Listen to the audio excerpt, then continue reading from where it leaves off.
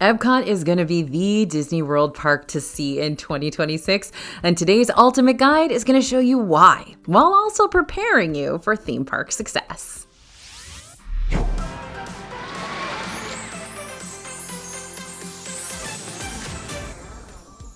Hey everybody, it's AJ for Disney Food Blog. Now, I'm probably one of the world's biggest Epcot fans. I love the food and the culture and the edutainment, and I really love that every time I visit, I get to experience something new.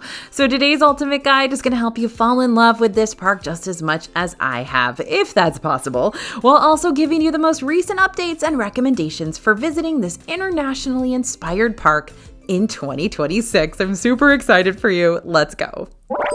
Yes, you heard it here. Epcot is going to be the best Disney World park to prioritize in 2026. And here's why. 1. No major construction. Magic Kingdom, Animal Kingdom, Hollywood Studios all have significant areas that are going to be bulldozer and scrim central there for a while as new lands are created for each of these parks. But when it comes to Epcot, she's already had her time of significant construction updates, so it's good to go now and looking mighty dapper. Now, Disney did announce just recently, I know there's got to be something, right, that Frozen Ever After over in Norway will be receiving some major changes, potentially starting in early 2026, to update all the animatronics inside the ride from their screen projected faces, creepy, to fully functional animatronic faces, like you can see on the Frozen Ever After ride in Hong Kong. So there might be some anticipated closures for this ride as that big change takes place, but we'll keep you updated on the status of all that once we learn more. Okay, second reason Epcot is going to rock your socks off this year. Sorry, that was silly, but anyway. New things to check out. If it's been a minute since your last visit to Epcot, or if you've never been to Epcot before, aren't you in for a treat? Here are the significant changes that have hit this park just within the past year, or that are going to hit this park in the near future. First up, the latest iteration of Test Track opened on July 22nd, 2025. So now the ride has a new entrance sign, new queue exhibits, new show scenes, but the same 65-mile-per-hour loop during the grand finale. GO82, that's the new adults-only Spaceship Earth-themed lounge. It opened just before Test Track did on June 4th, 2025. This is like a modern-day speakeasy in the base of one of the greatest dark rides of all time, except with lots of light and airy atmosphere. You got your unique drinks, you got global bites, you got great sweeping views across the World Celebration Gardens. All you need now is an advanced dining reservation, which is required to experience this 21 and over location most of the time. If you were wanting to ride Remy's Ratatouille Adventure but were worried about the 3D screens triggering your motion sickness, I got great news for you. Remy's Ratatouille Adventure is going to be closing on November 10th, 2025 to reopen on the 13th with an all-new 2D experience. So the 3D glasses are hitting the high road. We've already seen Disney come out with some really impressive 2D technology in recent years that still makes you feel like you're being yanked into the action regardless. Just take a look at Mickey and Minnie's Runaway Railway in Hollywood Studios, right? So I think overall, this is going to be a good move on the Imagineers' part that'll help more people be able to ride this attraction without the extra motion sickness stress and clearer graphics too. And finally next year, big things are happening over at Soarin' inside the Land Pavilion. In summer 2026, Soarin' will be getting a brand new airborne adventure that'll take you across the United States, highlighting some of the country's natural beauty and iconic cityscapes in Soarin' across America. This limited time itinerary will be around to celebrate the country's 250th birthday, and I'm intrigued to see what Disney chooses for us to fly over this time. Crossing my fingers for Buc-ee's. 3, this is your chance to do some world travel. Much like any Epcot visit, whether it be this year, next year, or in years to come, this is one of the rare theme parks that gives you the chance to sample not just 1, not 2, but 11 different countries thanks to the authentic cultural pavilions that make up the backside of this park. So if you are wanting to do some world travel this year, but you don't have enough vacation time, or your budget just won't cover all those flights, Epcot can make your vagabond dreams come true in just a single day. Epcot might not have as many rides as Magic Kingdom has, but the rides that are offered here will take you into space and under the sea and on racetracks and around the world. So they are very, very cool. And what I want to do is just blah, blah, blah about the Epcot rides in depth over the course of your entire day. Maybe we can put on the tea kettle or something, but instead I'm gonna give you the one-sentence truths about every Epcot ride so that we can keep this video moving and still keep you well informed about Epcot's impressive ride scene. Ready? Okay, let's do this. Spaceship Earth in World Celebration. This is one of my favorite dark rides of all time, where you get to learn about the evolution of communication, which is so much more fun than it sounds. You can thank the Phoenicians and determine the course of your future, all in a single ride through. Journey into Imagination with Figment, also World Celebration. Another dark ride, but instead of Phoenicians, you follow Figment the Purple Dragon and Dr. Nigel Channing through a series of trippy labs that conclude with Channing's face plastered on the moon in a pure nightmare fuel fashion. Fun ride, okay to ride once, never really align. Mission Space over in World Discovery. This is a flight simulator where you can choose the green mission, which is a little bit more tame, or the orange mission, which is kind of vomit-inducing if you can't handle intense spinning. Guardians of the Galaxy Cosmic Rewind in World Discovery. Pretty much everyone's favorite Disney World coaster at the moment due to its backwards launch and smooth spinning vehicles and killer randomized 80s soundtrack. Please tell me in the comments what your favorite Guardians song is. You guys know that my favorite is Tears for Fears, but I'm perfectly okay if you decide that you like September or I Ran. Those are fine. The rest we're going to have words about probably. Next up is Test Track in World Discovery. Again, this one's recently been updated, but still features the same sharp turns and slammed brakes and thrilling speed run and almost getting hit by a truck. Grand Fiesta Tour starring the Three Caballeros over in the Mexico Pavilion and World Showcase. This is an easygoing boat ride through the Pavilion Pyramid featuring Donald, Panchito, and Jose Carioca. Usually not too long a line for this one unless it's like Christmas Day. Frozen Ever After in the Norway Pavilion, one of the most popular rides in Epcot. It's another animatronic-led dark ride for all ages that shows what happened after Elsa's little heart-freezing escapades. Remy's Ratatouille Adventure in the France Pavilion, another very popular ride. Screen-based, trackless dark ride where you're going to shrink down to the size of a rodent to see how traumatizing it is to be a rat chased around a 5-star restaurant kitchen. The Seas with Nemo and Friends in World Nature. Now, Nemo can't stop running away, so this slow-moving dark ride requires you to go find him again. This one usually doesn't have too long a line. Big winner with little kids. Living with the Land, World Nature. The greatest boat ride ever made because it takes you through Epcot's greenhouses and floats you past these little cozy show scenes that'll make you appreciate nature and gardening even more than you did before the ride. This one usually doesn't have very long a line, but I don't know why. This is the people mover of Epcot. And Soarin' over in World Nature. This is a flying theater ride that'll take you around the world unless you visit next summer during the temporary Soarin' Across America overlay. Another one that usually has a pretty decent line, maybe 20 to 45 minutes on average. Skipping the bulk of Disney's long ride wait times? Yeah, I will take that option. But paying to do it? That's what makes us pause here in Epcot and consider if Lightning Lane purchases are really going to be worth it or not. There's a lot to consider when it comes to Lightning Lanes as a whole, but we got a free full guide on that. If you want us to send it your way, just scan the QR code on the screen or click on the link for disneyfoodblog.com/multipass after this. For now, though, here are the main pros and cons when it comes to deciding if Lightning Lanes at Epcot are really going to be worth saving for or not. Because remember, Epcot doesn't have that many rides, and those rides don't get super duper long lines along the likes of Flight of Passage or, like Rise of the Resistance. Anyway, when could Lightning Lanes be worth it in Epcot? Possibly if you've only got one day to spend here. Epcot's a pretty busy park, and while rides aren't necessarily the main focus of this place, Lightning Lanes can help make sure you get on the ones you want to get on quickly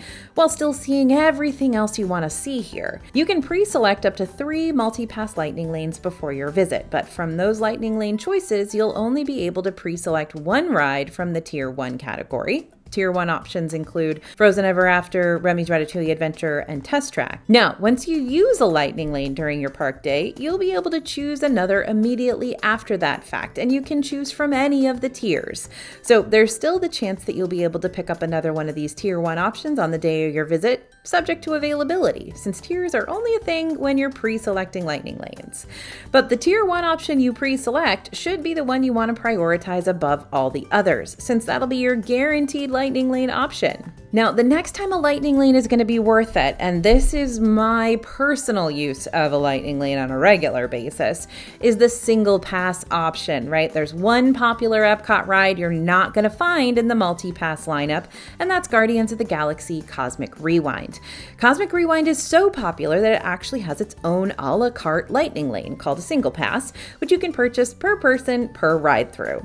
Yep, this is a pricey endeavor for just one ride, since single passes for Cosmic Rewind can cost $14 to $18 per person. But time is money in Disney World, and if you can potentially save yourself a 75 to 90 minute wait by using the single pass option, you can spend more time accomplishing a lot of other things around the park. And you don't have to worry about purchasing multi-pass in order to purchase a Cosmic Rewind single pass. You can choose one or the other or both or neither. Totally your call. So pay for what you think will be the most useful for you. By the way, you don't have to get lightning lanes at all. You can just stand in the lines. That's totally available as well. Now, when are they not going to be useful to buy? Maybe you're going to stick to other line skipping strategies instead. Lightning lanes aren't the only way to skip over the bulk of ride lines. You could always splurge on one of the after hours events, going to talk about those in just a little bit, or you could use the resources already laid out for you that won't cost anything extra, like early theme park entry, which allows Disney hotel guests to enter the parks 30 minutes before everyone else, or extended evening hours, which allows Disney Deluxe hotel guests only to stay in the park on select evenings up to 2 hours after everyone else has to leave. Oh, and did I mention that 2 out of the 3 multi-pass rides that are part of Tier 1 listings actually have single rider options? The single rider lines at Remy's Ratatouille Adventure and Test Track could both help you cut down on your wait time significantly, just as long as you're cool with splitting up your group in order to make it happen. Yep, so the whole point of single rider lines, by the way, is to fill in the empty spots.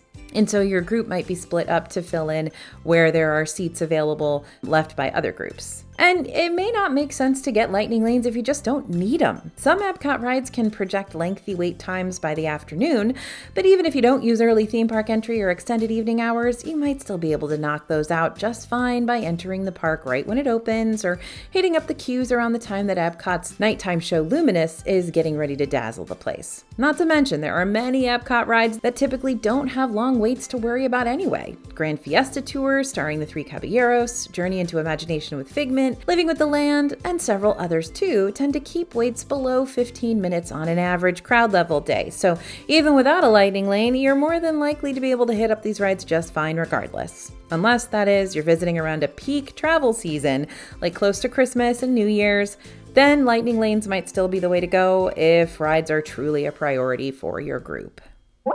All right, Epcotians, here are some important dates to keep in mind for 2026. Epcot's already penciling in important stuff, which means we're busy doing the same. No, really, we've got a free 12-month Disney World calendar where we jot down all the most important things coming down the line across the parks, from holidays to closures to potential weather forecasts and more. Just scan the QR code on the screen now or click on the link in the description for disneyfoodblog.com/WDW calendar if you want us to send that calendar your way that we are busily scribbling in to make sure we've got all the latest and greatest that you need to remember. But for now, let's look at how certain dates are going to specifically impact the Epcot scene next year.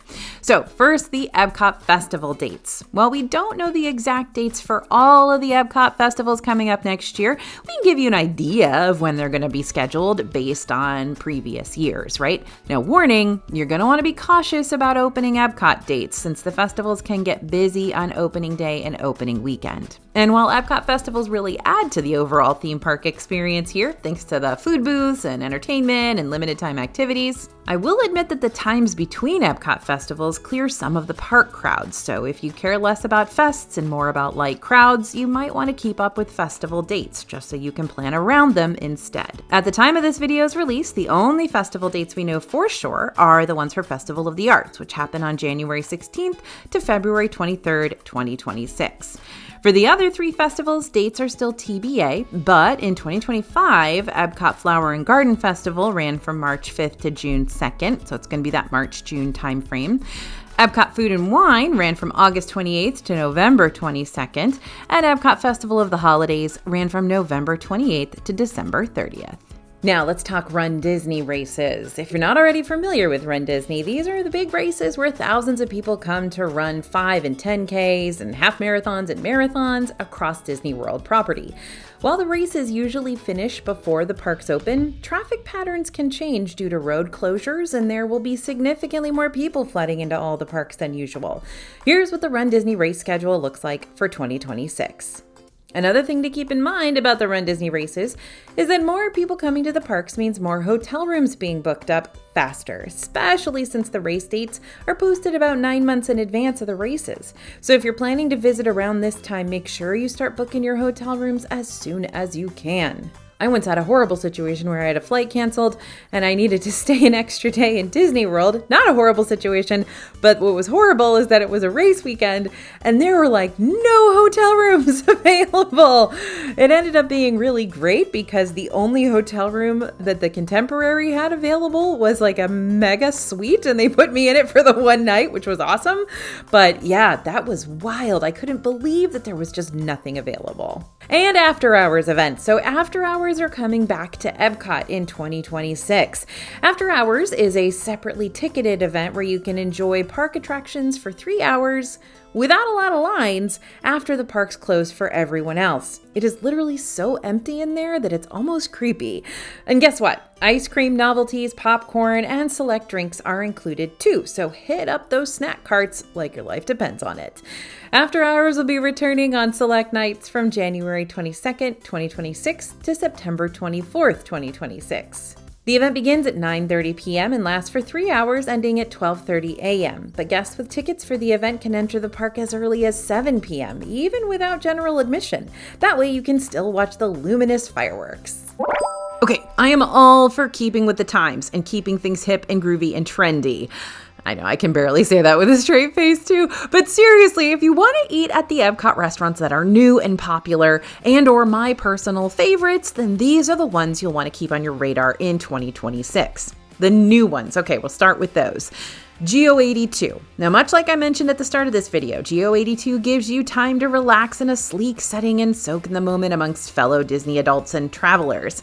Because this lounge isn't even a year old yet, reservations for it get snatched up fast, so make sure to secure those as soon as you can, 60 days before your visit. Now, as far as Epcot's other restaurants are concerned, most of them aren't new, but if you haven't been to Epcot in a while, the restaurants that have opened in this park over the past 5 years include Space 220 and the Space 220 Lounge in World Discovery, table service opening date 2021, La Crêperie de Paris in the France Pavilion, table service opening date 2021. Truthfully though, we tend to prioritize this restaurant's to-go window, crepes emportés, a whole lot more. Connections Eatery and Cafe in World Celebration. This opened in 2022 and it's a fast food restaurant. And the eatery section is where you'll find the entrees, and the cafe section sells the Starbucks branded drinks and baked goods. And Shikisai Sushi Izakaya in the Japan Pavilion. That's table service as well. Opening date was 2023. So that's the new. Let's talk about the popular. We're going to start off this popular point by talking about character dining, which was a big old popular restaurant subject for lots of Disney guests, especially for families. Garden Grill in the Land Pavilion and Akershus Royal Banquet Hall in the Norway Pavilion are Epcot's 2 character dining experiences. You'll meet Farmer Mickey, Pluto, Chip and Dale during your visit to Garden Grill, as the circular dining room also slowly rotates while you chow down. That's an important bit of info I needed to squeeze in there for you. And you'll meet a variety of Disney princesses during your Akershus meal, which could include Snow White, Jasmine, Belle, Tiana, Princess Aurora, Cinderella, and Ariel. Princesses do switch out regularly though. Both of these restaurants also feature family-style dining, which is like a reverse buffet. So instead of you going up to a buffet line and piling up your plate with whatever tickles your fancy, the endless eats will be brought to your table to split amongst your group. At Garden Grill, you and your fam will be able to dine on a harvest spread of roasted meats and fresh veggies and Thanksgiving-style sides like mashed potatoes and mac and cheese. And while Akershus Royal Banquet Hall will serve up skillets of Norwegian specialty items like Norwegian meatballs and seared salmon and chicken with apples, etc., the best meal for picky eaters here is going to be breakfast, because you're going to have a lot more regularly recognizable stuff there. Now, when it comes to quick and affordable dining, the DFB team and I aren't the only ones who love Les All Boulangerie Patisserie in the France Pavilion. This is a little grab-and-go bakery where you and your fam can try all sorts of French-inspired pastries and goodies, like quiche and eclairs and giant croissants and lobster bisque in a bread bowl, which I don't know if that's actually French inspired, but it's pretty good. But note that this place is known to rack up some very long lines since it does not have mobile order availability. But don't stress, the lines tend to move quickly. No need to wish for a lightning lane. That being said, for potentially shorter lay-all lines, try hitting this little bakery up after opening hours, like maybe around 10:30 to avoid the morning rush, or come back around 2 to 4 p.m. to hit it up during off-dining times. Now, you know what other Epcot bakery's getting a whole lot of love lately? Kringla Bakery og Cafe in the Norway Pavilion.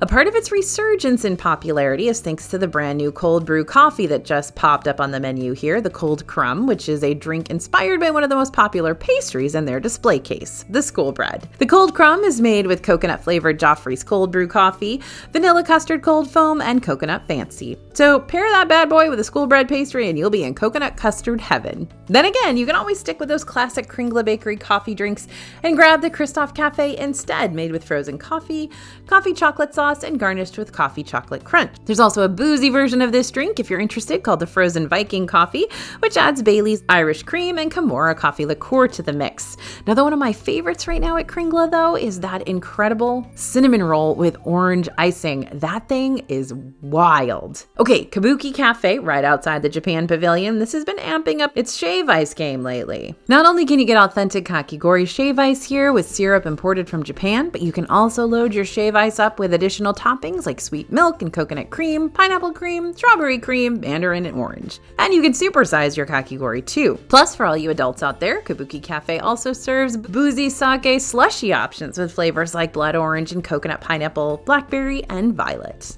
Okay, it's time for my favorite category. These are the AJ Wolf must-eats of Epcot, starting with what could possibly be my favorite Disney World restaurant, Le Cellier Steakhouse in the Canada Pavilion.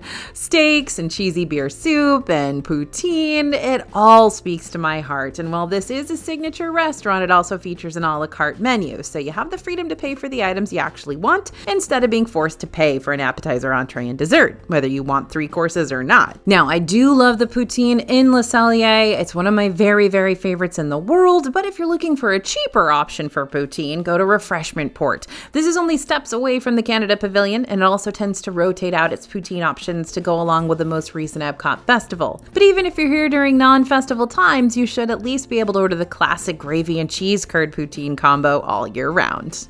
Okay, if you ask me where I prefer to drink and chat in Epcot, I will say that GO82 is lovely and the Space 220 Lounge is fun, but La Cava del Tequila inside the Mexico Pavilion is my go-to every single time. Not only do you not have to worry about making any advanced dining reservations for this place, because it's walk-up availability only, but the handcrafted margaritas here are incredible. The service is 10 out of 10, and I absolutely adore the queso here. La Cava's walk-up wait list can get pretty lengthy, so if you don't have time to wait around for a table, you can still go to the grab and go and pick up a marg right from the bar instead. And I love a good sweet snack, as you know, like love, especially if said sweet snack can find the balance between not having enough sugar and putting me in a sugar-induced coma, which is why I appreciate L'Artisan de Glace over in the France Pavilion. This place switches up its ice cream options regularly, but you'll always be able to find 16 different flavors on offer, which you can also combine with other ice cream concoctions like martinis and cappuccinos and brioche press sandwiches.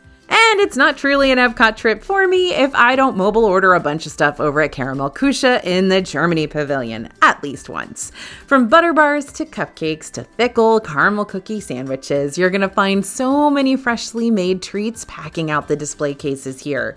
Think you can walk past this place without stopping to pick something up? Good luck with that, because the smells wafting from this bakery will be enough to yank you inside. I know, I can't help it. I have an unrequited love for Regal Eagle Smokehouse inside the American Adventure Pavilion. And you know, now that Soarin' Around America is going to be a thing next year, what better way to celebrate the new version than by grabbing an entree at this fast casual restaurant that highlights the regions of America that specialize in barbecue. It's basically a food ride. That's what I like to say about Regal Eagle. I don't know, I've never said that before, but I think we should start saying it. Anyway, you can also try any of the 4 house recipe sauces to go along with your smoked meats. You know I love a dipping sauce, so no matter if you prefer a tomato base or a mustard base or a vinegar base or a dry rub, you're going to be able to find your preferred sauce at the self-service sauce station, as well as sample whatever others you might want to taste test, for science.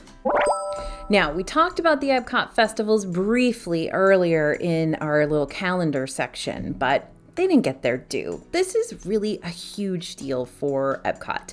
So let's explore what you can expect to find during these limited time park events.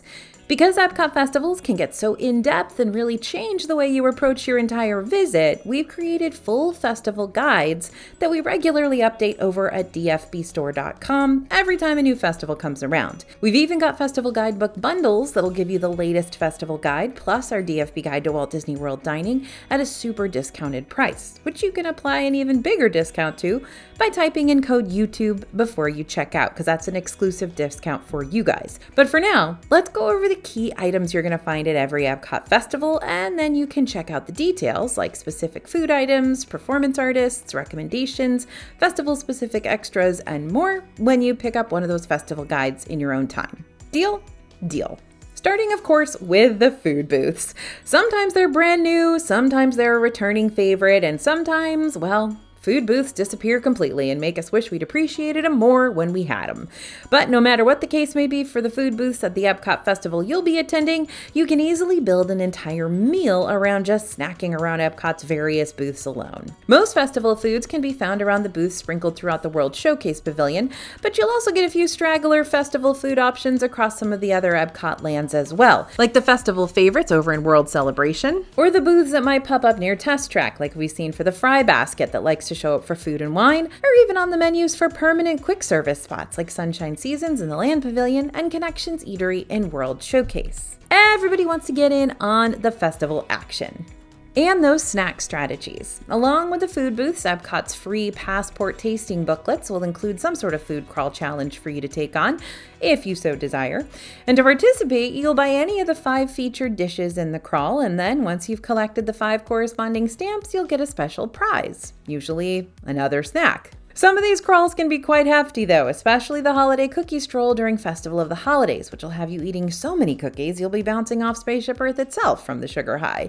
But good news, you don't have to take on these food crawls alone to still be eligible for the prize. Have a bunch of people in your group order 1 or 2 of these items so you can complete the tasks and reap the benefits. If you have more than one day that you'll be spending at Epcot, you can also break up your snack crawls between those days to accomplish them at your own speed. There's no time limit to these crawls, just accomplish them before the festival ends in order to claim your victory item. With every Epcot festival, you're going to be able to check out that festival's concert series, which brings live performances to the park, showcasing different artists and groups depending on when you visit. This could mean local talent, Broadway stars, or even famous bands like The Fray, We the Kings, Smash Mouth, you name it.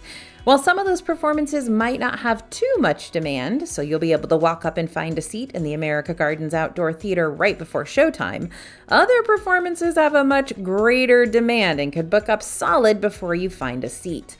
In fact, the most popular concert series, Festival of the Holidays Candlelight Processional, will start forming lines for their shows a couple of hours before the performance. So, if you're wanting to help guarantee your spot in the outdoor theater without all the extra waiting headache, Epcot's concert series dining packages can be really great. These concert dining packages entitle guests to breakfast, lunch, or dinner at select Epcot restaurants and include same-day reserved seating at the concert series available on the day of your visit. Warning though, some packages tend to sell out right when they go live, so you're going to want to stay in the know about when they're going to be available to purchase online or on the My Disney Experience app. Don't worry, we're going to make sure to keep you updated. We have all of those dates that go out in our newsletter, which is free by the way, and you can sign up for it in the description below. Every festival has a family-friendly scavenger hunt that you can purchase at one of the main Epcot gift shops too, to add a little extra fun into your festival day.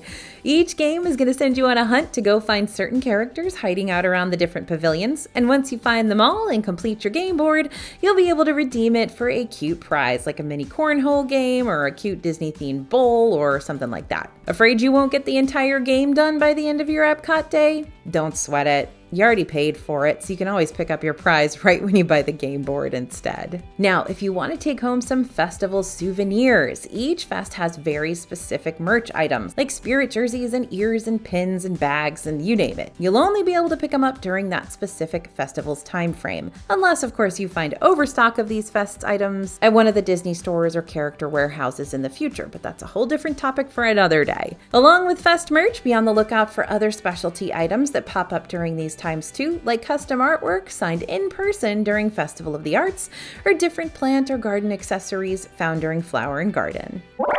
Now, speaking of shopping, what about shopping when it's not festival time? Well, all year round, Epcot is a great shopping destination. The World Showcase is a treasure trove of unique souvenirs and trinkets that you're not going to find at any other Disney World gift shop, and maybe not even any other shop in the United States. So let's wrap our way around the pavilions and show our top 3 places you can find some of the most unique, interesting, one-of-a-kind cultural souvenirs to display proudly in your home and brag on whenever someone asks you about it. Over in the Mexico Pavilion, you've got Plaza de los Amigos, and this offers souvenirs specific to Mexico in a setting that makes it look like you're exploring a night market, no matter what time of day you visit. This includes items like Mexico mini ears and Mexico Pavilion t-shirts and glasses and Tervis tumblers, you name it. But you'll also find non-Disney branded merchandise too, like the beautiful and brightly painted Dia de los Muertos ceramic pieces, blankets, sombreros, mini piñatas, Mexican chocolate bars, or my personal favorite, the Alabries, animal carvings made right there in the shop daily. Now, if you were to ask the DFB team or me what their favorite store on Disney World property is, the majority of them are going to sing the praises of Mitsukoshi over in Epcot's Japan Pavilion. This place sells a lot of anime, manga, and other kawaii pop culture items. So if you're a big fan of characters from Pokemon or Kingdom Hearts or Hello Kitty, you need to run here ASAP. Mitsukoshi also sells authentic Japanese merchandise like kimonos, Zen gardens, Buddha boards, and tons of fun snacks. And the snacks take up the entire back room of this shop if you need your Pocky fix. Now, after you're finished shopping, you can slip on into the Bijutsu-kan Gallery, which is right next door to Mitsukoshi. And this is where you can explore kawaii culture and how it's interwoven with Japanese fashion and home decor. Oh, and if you're looking for even more of the authentic Japanese shopping experience, recently Disney added a few gashapon machines right outside the store too. To pay for your gasha, use the touchscreen device sandwiched in the middle of all the machines to get started. By the way, Mitsukoshi is an actual brand name department store in Japan. And so if you happen to go over to Japan, don't be surprised if you see a Mitsukoshi over there too. Another expansive gift shop located in Epcot's World Showcase is the House of Good Fortune in the China Pavilion.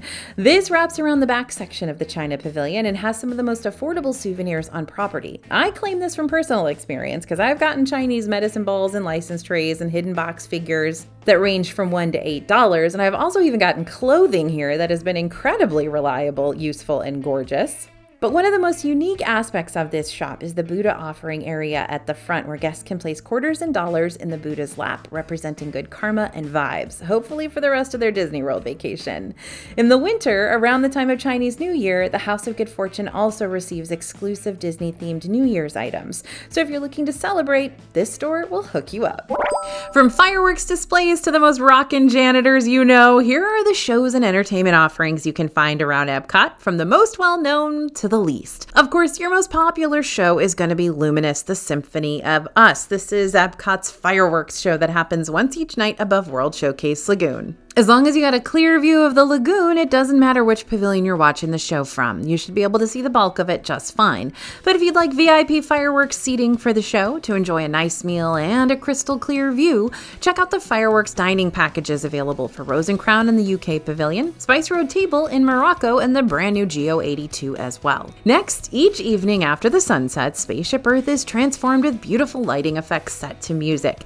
The shows happen about every 15 minutes throughout the night, and you'll likely catch an extra special display themed to the park's current seasonal festival if you stick around. The American Adventure is an audio animatronic stage show over in American Adventure Pavilion that takes you through important moments in American history, and basically this is what my dad and I used to bond over all the time. And Turtle Talk with Crush is an interactive show inside Seabase that's been going viral recently, where audience members get to ask Crush the Sea Turtle questions in real time. Okay, now it's time to start talking about the lesser-known shows of Epcot. You can find shows playing in lots of the World Showcase pavilions that highlight said country's history, culture, and popular tourism points. These include Reflections of China, Canada Far and Wide, and Impressions de France.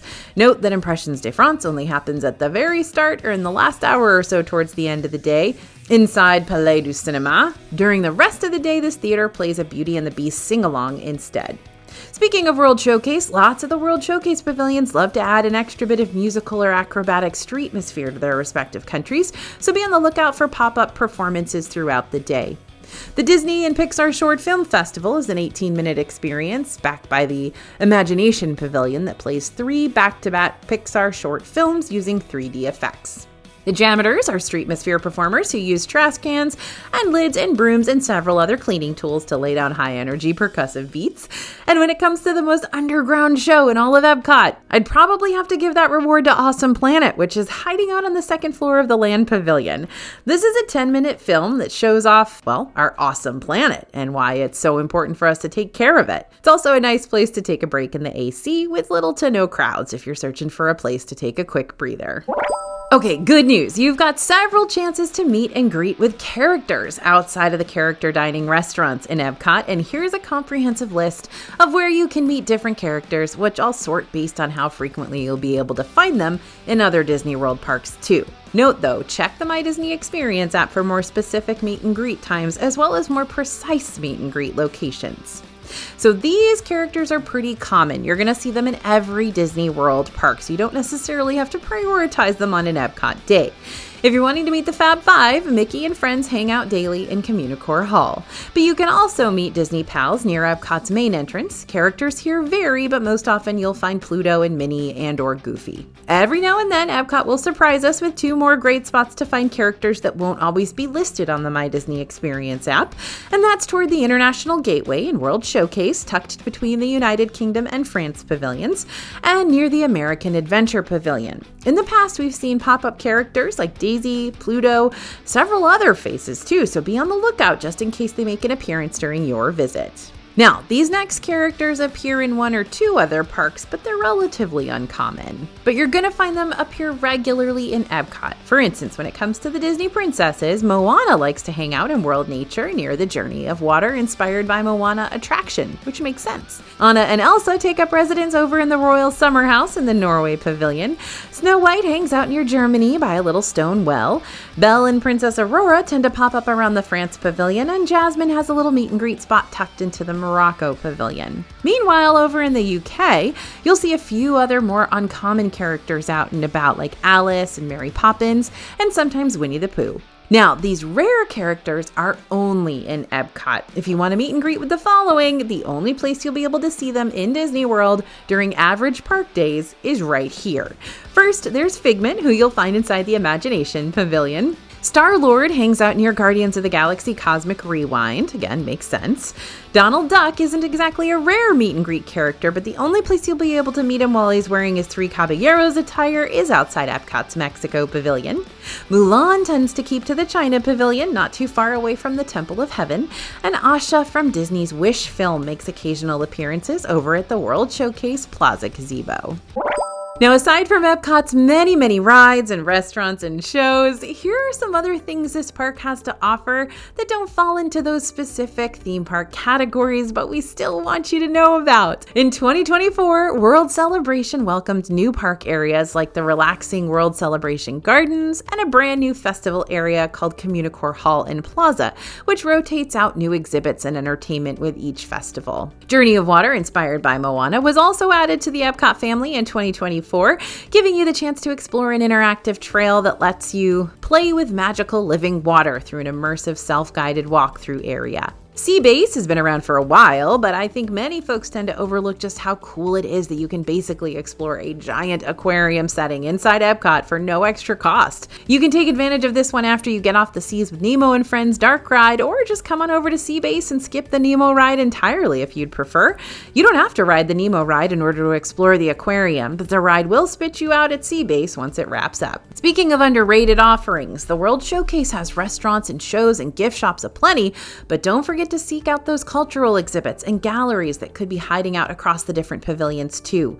These include places like the Mexico Folk Art Gallery, the Stave Church in Norway. Yes, you can actually go inside, you should. The House of the Whispering Willows Shanghai Disneyland exhibit in China. So chill and peaceful in there. the American Heritage Gallery, the Bijutsu-kan Gallery featuring Kawaii, Japan's cute culture, and the Gallery of Arts and History in Mexico. There's a lot of doors that a lot of people think you can't go in, but you can. And Club Cool and World Celebration is going to give you that rare opportunity to sample Coca-Cola beverages from around the globe for free. You thought we were done talking about Epcot, but nah, friends, we're just getting started. If you're ready to dive even deeper into the Epcot scene, go ahead and check out one of our other Epcot-specific videos on the channel, like the Ultimate Guide to Epcot Food or ranking every country in Epcot. That one was a blast, and I can't wait to see what you think about it. And don't forget to download our free Lightning Lanes guide right now over at disneyfoodblog.com/multipass. Thanks for listening, everyone, and thanks for watching. As always, this is AJ for Disney Food Blog, and we'll see you real soon.